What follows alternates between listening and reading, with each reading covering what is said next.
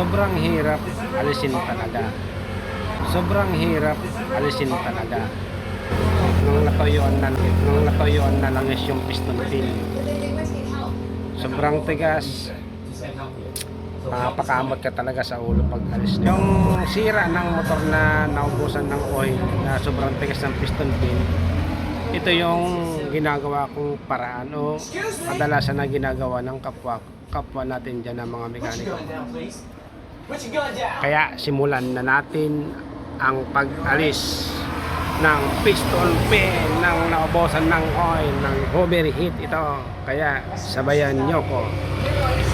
Meron pa tayong problema doon sa block ngayon. Yung piston niya sobrang tigas, hirap tanggalin. Ito yung pamamaraan ko.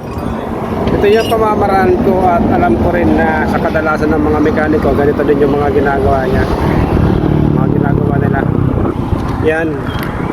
Yang anong yan, yung piston na yan, pupukpukin natin yan.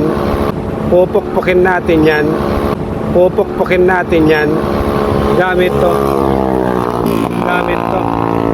dito, yan. Tapos pupukpukin natin to ng martilyo para di masira yung connecting rod. Kailangan mo nang maglagay ng tubo na andun sa poste ng nasa poste ng matibay. Yan, yun. Ito.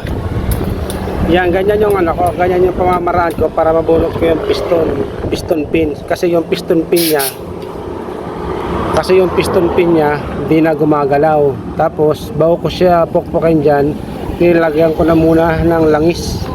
Yan yung mga tulo ng langis para lumambot ng kaunti yung piston pin niya para mabunot natin. Pero ito yung tamang pamamaraan. Tips dun sa mga nagdi-DIY na mga walang power tools na mga special tool na tinatawag. Ito yung gawang Pinoy, made in Pinoy. Yan.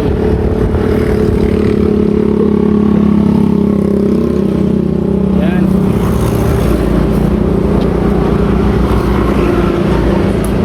Lang.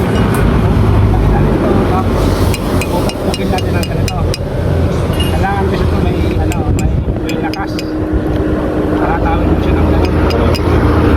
Tapos ito na.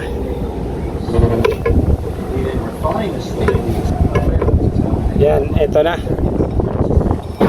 Nabunot na natin yung piston pin sa ginawa natin na DIY. Yun yung magandang tips na para gawin para dito maapektuhan ang connecting rod niya. Pag hinataw mo kasi siyang walang harang, talagang mabibingkong to. Mabibingkong yung connecting rod. Ito na yung niya. Pwede na natin tong iparibur or kaya bila ng bago.